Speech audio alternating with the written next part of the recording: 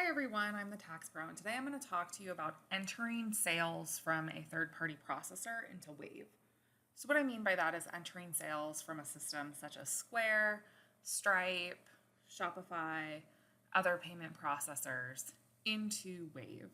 So you may have a point of sale system such as Square or maybe an industry-specific point of sale system. And what they do is they collect payments from customers that want to pay via credit card, that kind of thing. And then they deduct fees, right? So they charge you a fee for every transaction. And then they deposit, generally, they deposit the net amount into your account. So, for example, you may sell $1,000 that day. They take a fee of $75.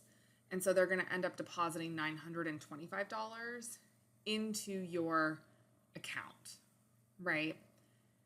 There's a couple of issues that we commonly see when it comes to using payment processors like that and then using a different accounting system such as Wave.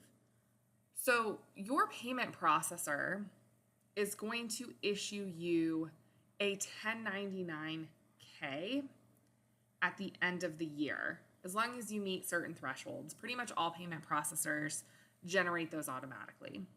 That 1099-K gets sent to you, but it also gets sent to the IRS, and it tells the IRS how much money in sales that payment processor has processed for you that year. Okay, so if they report $1,000 worth of sales, but you see, oh, I've only received $925, so you report $925 worth of sales, the IRS sees that $75 as a mismatch, and it can flag you for an audit, okay?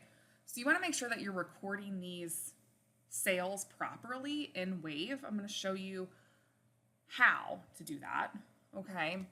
But you want to make sure that you're recording properly. So when you have a payment processor, you're going to record your sales a little bit differently in Wave. You want to determine how frequently you want to record your sales, okay? So do you want to record them daily? Do you want to record them weekly on a specific day of the week? So maybe you record sales that run from Sunday through Saturday every week. Or do you want to record monthly? So for a lot of my clients, I'll record those sales monthly. However frequently you're looking at your financials, like your full profit and loss and balance sheet and all of that, is generally how frequently you want to record those sales, okay? So if you're looking at it on a monthly report, the full P&L, then enter your sales monthly into Wave. If you are looking at sales on a weekly basis, but you're looking at your full profit and loss monthly, maybe you enter your sales monthly into Wave, and then you pull your sales reports from your payment processor weekly. So just select a time period in which you want to enter a summarized version of your sales from your payment processor.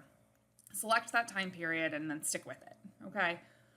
So I'm just going to demonstrate monthly here, but it's the same process regardless of frequency, okay?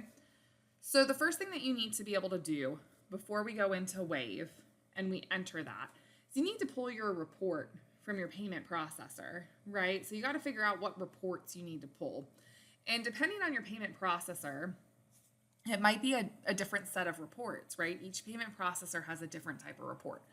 So what you want to make sure you're able to see is you want to make sure you're able to see the total amount of sales that have been collected via credit card, okay? And generally you're going to want to see the total value of the sales less any discounts that you've given.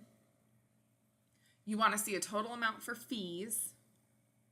You want to see any taxes that have been collected, okay? So you just want a summarized version for the specific date that you're pulling for. I'm going to do a pretty simplistic version here.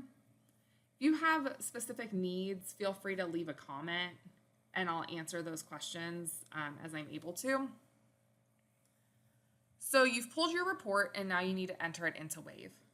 We're going to enter this information via a journal entry. To get to a journal entry, we are going to need to somehow navigate to the transaction section where you're going to click more and add journal entry. So generally you can click like the accounting and then transactions. If you click the create a new and then you select transaction, it's going to pop up a separate window in here. And then you might have to X out of it. So we're going to go to add journal entry. We want to make sure that our date is for the last day of the period that you are entering the sales. So if I'm entering sales for November, I'm going to enter November 30th. That's best practice. And then I'm just going to put like November, maybe I'm using Square sales or something like that. Make a description so that you know what you're looking at. Now, what you're seeing here is description, account, debit, and credit. Debit and credit can be kind of confusing. So debit will increase certain accounts and decrease others.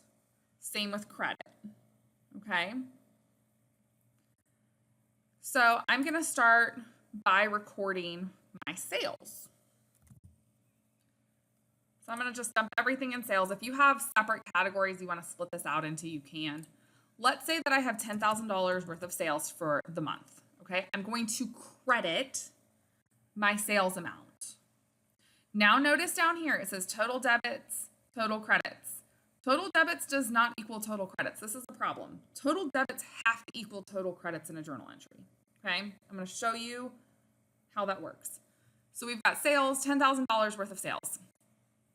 Now, if you have given discounts after that 10,000, so let's say you started at 10,000, but then you gave like $25 worth of discounts, you can have an income account called sales discounts. You're going to credit, I think I said $25. Sorry, you're going to debit this account. So this is an income account, and we are going to debit it, which means it's going to sit and be negative. It's going to reduce the amount of sales that we have, okay? We're then going to add a line because we're still not equal, right? So we know we have to add more stuff. So and you can also put descriptions in here. So to record total sales, to record discounts given. So discounts, because we're reducing it, this amount of sales has to be before you give the discounts, right? Now, what else is going to come out of this $10,000 before it gets deposited into our account? We have to pay merchant service fees, right? So Square's going to take a portion of this. They don't process your payments for free. So we have merchant account fees. You're going to debit. This is going to increase your merchant account fees, okay? Merchant account fees are an expense. Debits increase expenses. So let's say that we're paying, and I'm just throwing numbers out there. Let's say we're paying $275 or $74 in merchant account fees, okay?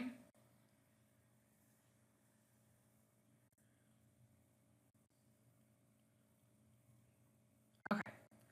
So this is what has come out. So we've taken discounts out. We've taken merchant service fees out. Other items that might be coming out would potentially be sales tax. I'm not going to go over that because that's a topic for another video. I'll explain how we track sales tax and that kind of thing because there's multiple different ways to do that, like everything in accounting. So realistically, if we've sold these items throughout the year, or throughout the month, sorry, we've sold $10,000 throughout the month, we're going to end up getting $9,701 deposited to our account. But obviously, we're not going to get that in a bulk entry, right? Or in a bulk deposit. We're probably going to get that throughout the month of November. So we can use what is called a clearing account. So we can use a Square clearing account. I didn't set up a Square clearing account. I should have. But you're essentially just going to, let's say that this Wave payroll clearing actually says Square clearing, okay? You're going to have a bank account that is a clearing account. And it's kind of like it's the bank account that you have at Square. So just pretend like this is Square clearing account. And this is essentially saying $9,701 will eventually be deposited to me over the period of multiple days, like over the period of that month, right?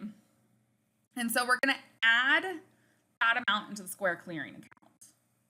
Now, every time you receive a deposit then from Square, you would take that out of the Square clearing account. So let's pretend like the Wave payroll clearing is actually Square clearing. You would take that amount out of Square clearing account. That's how you use a clearing account. Okay?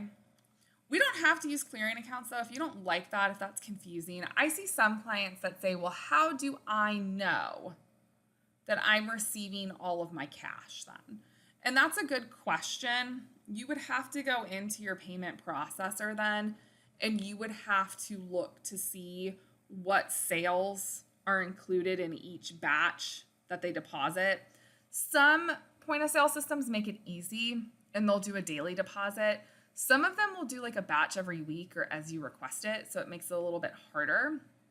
It can be kind of complicated to make sure you're getting all the cash you're supposed to when using a clearing account, because we're not necessarily going in and like in detail tracking. It's easier, I guess I should say, to not go in and like look at those deposits.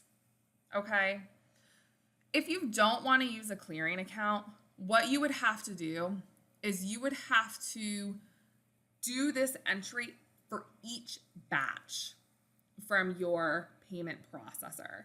What I mean is every time you have a deposit from Square, you would have to do this. So let's say that this is, November 30th Square sales. We sold $10,000 in a day.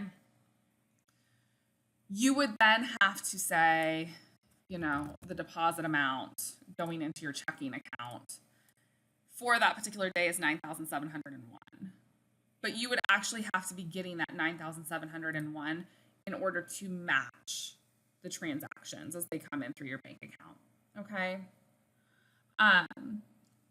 Now, if you do that, you want to make sure that you record your sales on the actual date of sale, not the date that they're deposited into your account, because your merchant is going to report on your 1099K the sales for that actual year, not the sales that they've deposited into your account, right? So if let's say that this is actually December 31st Square sales. Okay, so let's say that this is December 31st Square sales.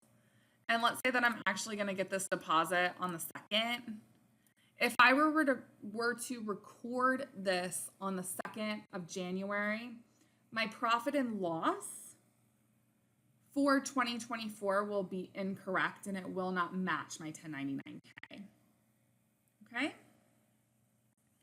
One other thing to keep in mind is sometimes in those point of sale systems, you may record credit card sales and you may also record cash sales. If that's the case, you would have the checking account deposit that's coming in to your checking account. And then you would have so let's say 3,000 of this was actually cash sales. So we're actually only getting 6,701 deposited into the checking account. But we got $3,000 in our cash on hand. So we would debit $3,000. And then you'll see here your total debits equal your total credits. The difference is $0. You can now save this, okay? So doing this batch entry is a lot easier than recording every single sale. It just takes some getting used to because you have to know what report you're pulling from your payment processor. You have to be able to identify your merchant service fees, and you have to either use a clearing account or you have to enter this every time you're going to have a deposit into your checking account, okay? You also want to make sure that you are catching your cash sales. If you have any questions, let me know in the comments, and I'll try my best to answer them. Otherwise, I will see you guys next time.